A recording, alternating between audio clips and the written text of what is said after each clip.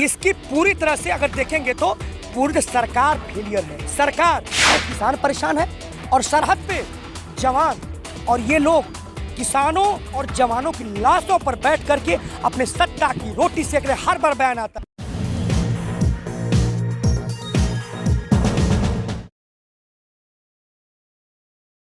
मैं Manidev Chaturvedi, retired BSF Banaras से।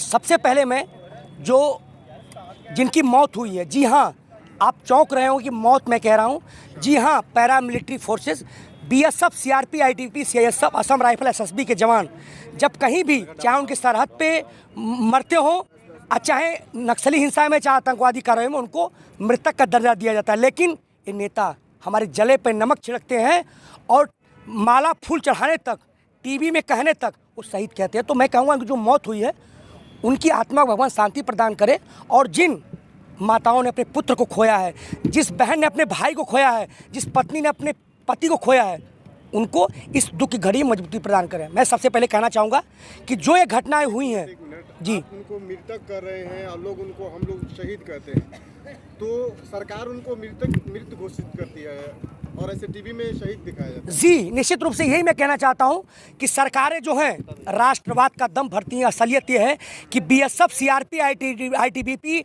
CSF, RPF, Assam rifles के जवानों को, जो BSF first line defence Pakistan, Bangladesh, Burma border पर रहती है, और सीआरपीएफ नक्सली से लड़ती है। आपने देखा होगा कि जब संसद पर अटैक हुआ था तो सीआईएसएफ थी, वो भी मरे थे सैनिक, उनको शहीद दर्जा नहीं मिला। यहाँ तक कि जानकारी के लिए बता दूं मेरे देशवासियों कि पुलवामा में जो मरे थे उनको शहीद का दर्जा नहीं मिला। और एक बड़ी बात और आपको पत्रकार महोदय जानना चाहिए कि उनको पेंशन नहीं है।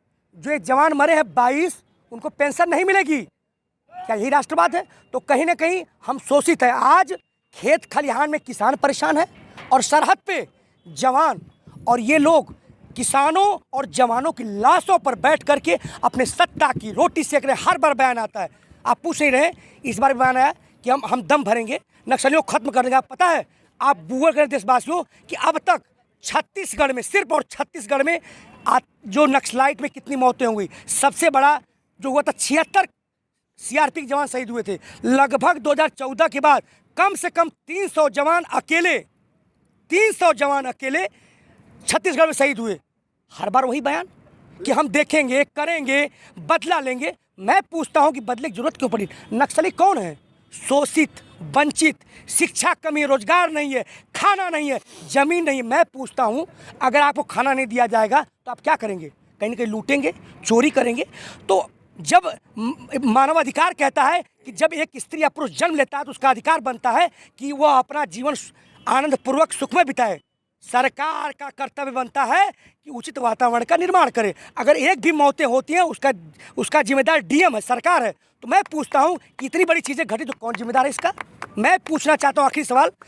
एक बात और कहना चाहता हूं कि जो ऑपरेशन हो रहा था, एक दिन में नहीं, कई दिन से प्लानिंग बन रही थी। पता लगा था कि वहाँ छुपे हुए हैं स्टेट गवर्नमेंट, पुलिस और उसमें एक सशस्त्र पुलिस थी, दोनों सीआरपी का, तीनों का कंबाइंड ऑपरेशन था। तीनों कंबाइंड ऑपरेशन चल रहा था। सारी सब कुछ चीज़ें पता थी और इसको ऑपरेशन में रूम में बैठ करके बड़े बड़े अधिकारी संचालित कर रहे थे। तो फिर ऐसी घटनाएं क्यों घटी? जबकि हमारी पेट्रोल पार्टी जाती है उन्हें खोजने के लिए, वहाँ नहीं मिलते हैं, कहीं भटकाया जाता है। वापस आते समय जिस प्रकार से बीजेपी का उपाध्यक्ष गिरफ्तार, उनको ट्रैप में फंसाया जाता है, मरवाया जाता है और ट्रैप में फंसाकर उनकी मौत होती है। मैं पूछता हूं कि उतने संख्या में नक्सली जो तो एक दिन में कैसे इकट्ठे हो गए? कहाँ आईबी थी, कहाँ राय थी, कहाँ सीआईडी थी, कहाँ आपकी एनआईए थी? मैं पूछना था, उनके पास स्वचालित गनें थी, एलएमजी थी, AK-47 का एक दिन में आ गया था? कैसे आई, कहाँ आई, क्यों आई? तो सवाल कहीं के कटघरे में है। मुझे आशंका है कि जिस प्रकार से ये हमारा देश बड़ा इनोसेंट है, राष्ट्रवाद के ऊपर मर जाता है। ये हमेशा राष्ट्रवाद, चाइना की बात करते हैं, जब कोई चीज़ होती है पाकिस्तान की बात करते हैं, गलवान जैसी समस्याएं घट जाती हैं। किसान आंदोलन को भ्रमित करने के लिए, या जिस प्रकार से देश आर्थिक स्थिति से गुजर रहा है, खाने को लाले पड़ रहे हैं, तो ये निश्चित रूप से मैं मानता हूं कि ये जानबूझकर पूरे देश का ध्यान भटकाने के लिए चुनाव है, इसको ये कराया गया है। निश्चित रूप से जब इतने अधिकारी उसको डोमिनेट कर रहे थे, बैठे हुए थे स्टार रूम में, मैं पूछता हूं वहाँ पे अधिकारी क्यों नहीं थे? जब एक कंपनी चलती है उस वक्त डॉक्टर क्यों नहीं थे? मैं कहना चाहता हूं जब पहली बार 2014 में सुकमा में 22-26 जवान मरे थे, तो उनको 14 घंटे मेडिकल एड नहीं मिला था। जानते हैं क्यों क्या हुआ था? उनके लिए जहाज़ खरीदी गई थी 4 की 5 लगभग, और वो दिल्ली में खड़ी थी। उसमें गृह मंत्री राजनाथ सिंह, गृह मंत्री, गृह राज्य मंत्री नेता यूज़ करते थे, जबकि उसे आतंकवादी प्रो एरिया में होने चाहिए। इस बार भी जब वो मर गए 14-15 घंटे ने, फिर बवाल मचा। क्यों मर भाई, क्यों मरे, क्यों नहीं मेडिकल में? अगर मेरे पाँव में गोली लगती है, अगर टाइम से मुझे उपचार मिलेगा तो मैं नहीं मरूंगा, क्योंकि अत्यधिक रक्तस्राव से मरता है आदमी। तो उनको सुविधा नहीं थी, पड़े थे, तो उनके लिए फिर हुआ। तो बोला कि वो जहाज़ें कहाँ खड़ी होंगी? रांची में। 2 जहाज़ रांची में, 1 जहाज़ जो है दांतेवाड़ा में, ऐसे करके रायपुर में खड़ी रहेगी। लेकिन फिर वो ढाक के 3 पाते। फिर जानते जहाज़ जो वो खरीदे गए थे नक्सली प्रो के लड़ने के लिए, बचाने के लिए, जवानों को मेडिकल एड देने के लिए, उसको गृह मंत्री, राज्य मंत्री जी बंगाल चुनाव में प्रयोग कर रहे थे। इसलिए 9 घंटे तक कोई मेडिकल एड नहीं मिला। उन जवान, एक ट्राली होती है उसे पुआल के ऊपर रखकर गाय, बकरी, भेड़ की तरह जाते थे। मैं पूछना चाहता हूँ, जो हम टैक्स देते हैं 33 रुपये का पेट्रोल हम 90 रुपये 100 रुपये में खरीद रहे हैं, क्या इसी दिन के लिए?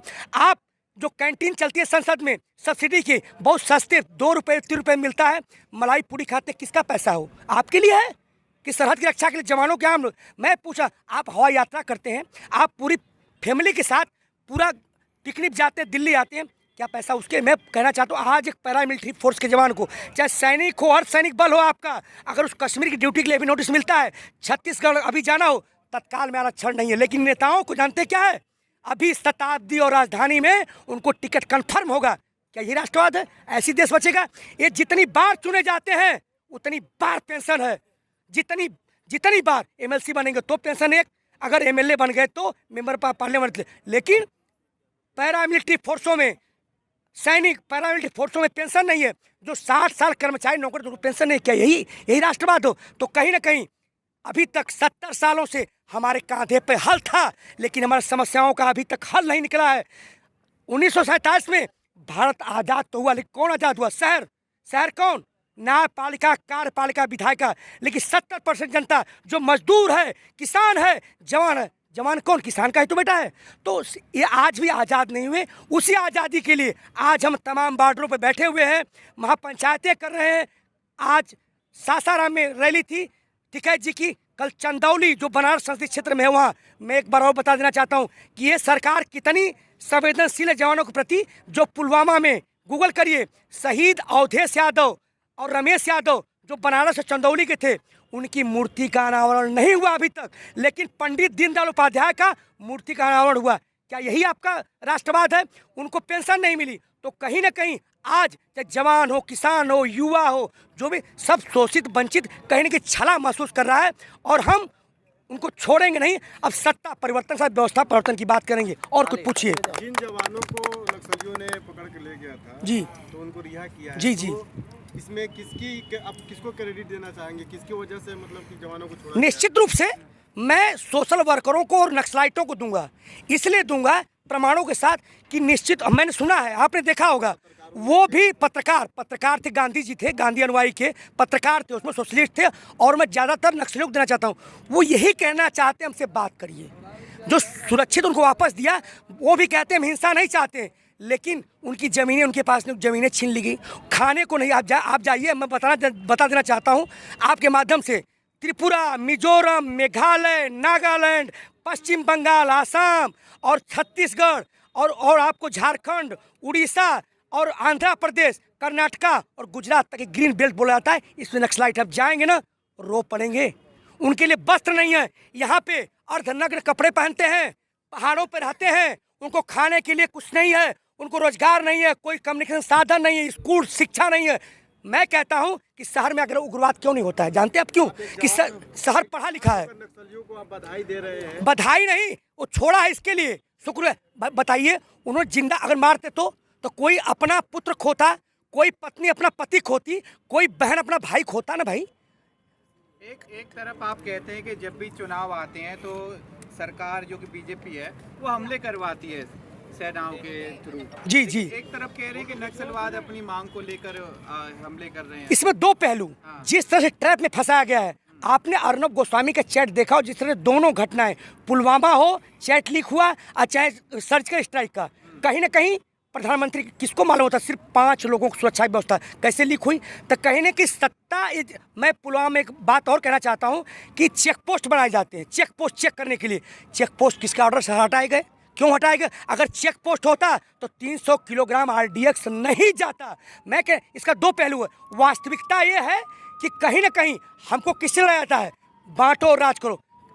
मैं कहा ना, जवान कौन, किसान का जो बेटा है। किसान में सभी आते हैं, चाहे पश्चिम बंगाल, भाई वो तो देश के नागरिक है। नक्सलाइट ना, उनको आपने नाम दिया नक्सलाइट इसलिए दिया है कि सिलीगुड़ी के नक्सलबाड़ी से वो निकले तो नक्सलाइट नाम दे दिया उनको। तो सवाल हो, कोई उग्रवादी आतंकवादी देशद्रोही पाकिस्तानी नहीं है, वो हमारे ही नागरिक है, आप नाम दे देते हैं।